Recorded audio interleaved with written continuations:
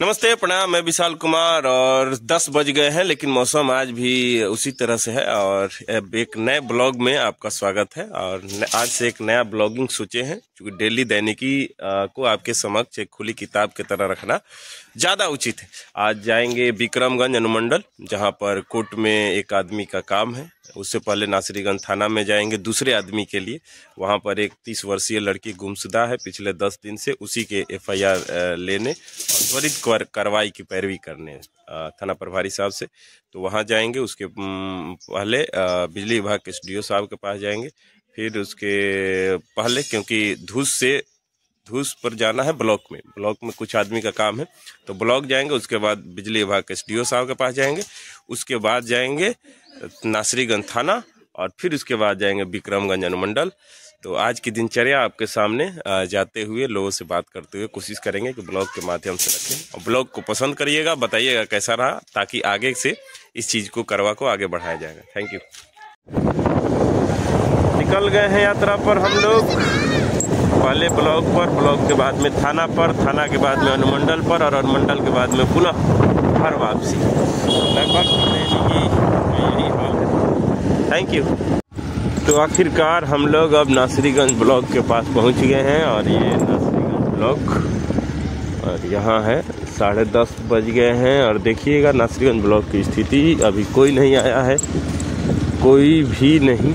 मतलब पशु चिकित्सालय को छोड़ दें तो ये ब्लॉक पूरी तरह से खाली है इस 10:30 बजे। और VDO साहब वहाँ आ चुके हैं, कुछ काम करते हैं, फिर आपसे बाद में मुखातिब होते हैं। धन्यवाद।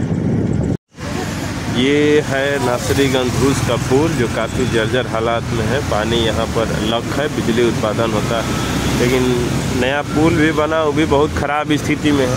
नया पुल है, ये भी ठीक से नहीं बन पाया है। दोनों पुल ओवरलोडेड वाहन नहीं आ सकती है। दोनों तरफ बैरिकेडिंग किया गया है। यहाँ पर का पानी है, यहाँ बिजली उत्पादन होता है। नासरीगंज बाज़ार में हम लोग पहुंच रहे हैं, क्योंकि ब्लॉक बंद था, तो अब थाना का काम पहले निपटा लिया जाए, फिर अनुमंडल की तरफ बढ़ेंगे, ब्लॉक पे आए। ये बड़े वाहन नहीं आ सकते हैं इस पुल से, और काफ़ी वर्षों से यह खराब पड़ा है। ये है विकास। खैर, रोज़ लड़ाई हमारी जारी है। थाना परिसर की ओर अब तैयारी है। तो पहले थाना परिसर में उस गुमशुदे लड़की की खोज में जाते हैं, जो पिछले 10 दिन से घर नहीं लौटी है। लगातार बालू घाट में ट्रकें लगी हुई है, बालू आपको दिख रहा है। बगल में थाना है, थाना से यहाँ तक लगातार 2-3 घाट तो जाते हैं, जो नासरीगंज थाना मोड़ से पहले इतना घाट नहीं था। ये सब माननीय मुख्यमंत्री जी के देन है। लूटा जा रहा है, लड़ाई जा रही है। इस पुल के लिए नहीं लड़ा था, और आज ये पुल बना हुआ है, नहीं तो इस पुल के लिए यहाँ से घूम के जाना होता ये रास्ता। और इसी के खिलाफ हमने लड़ा और आज पुल बन गया है। ठीक है, ये नासरीगंज कब्रिस्तान, और कब्रिस्तान से जस्ट पहले इसी रास्ते में, मतलब मात्र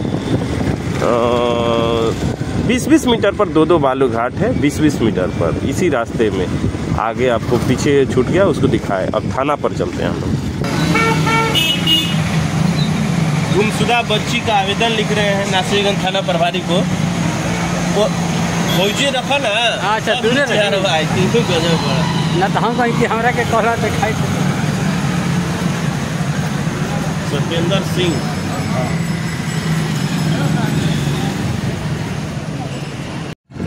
तो गाइस, सुबह से थाना में मीटिंग चल रहा था, और अभी हम मीटिंग के बाद उस गुमशुदा लड़की का एप्लीकेशन लिख के प्रभारी साहब से बात किए, जो SI साहब थे, अविनाश सर से बात किए, और प्रभारी साहब नहीं थे।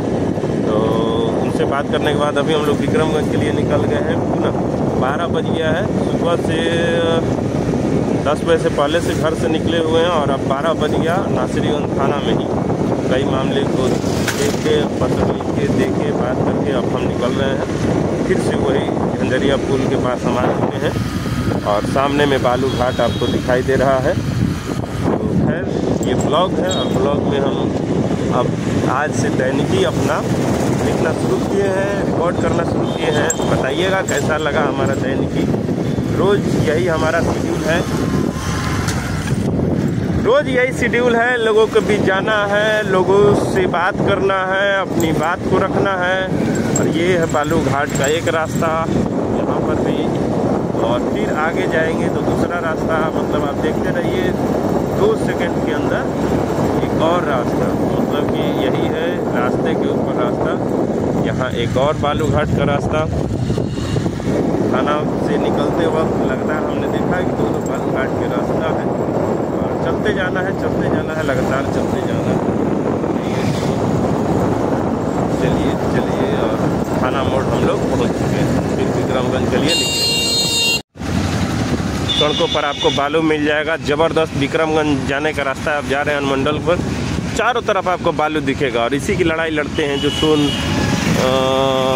के खनन के बाद ये जो बालू है, इसी से एक्सीडेंट होता है, और सरकारें सुनती ही नहीं हैं। हम इतने लड़ते जाते हैं, रोहतास जिले के लोग जगते ही नहीं हैं।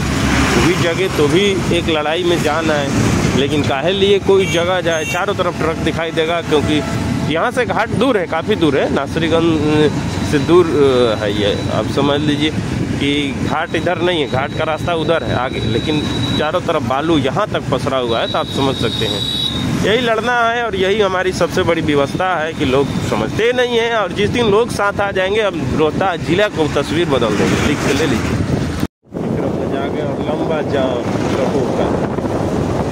या हम तो बोलते हैं, लड़ते हैं, रोज जो जाता है आता है, और आते थे जाते थे, कोई ब्लॉग नहीं बनाते।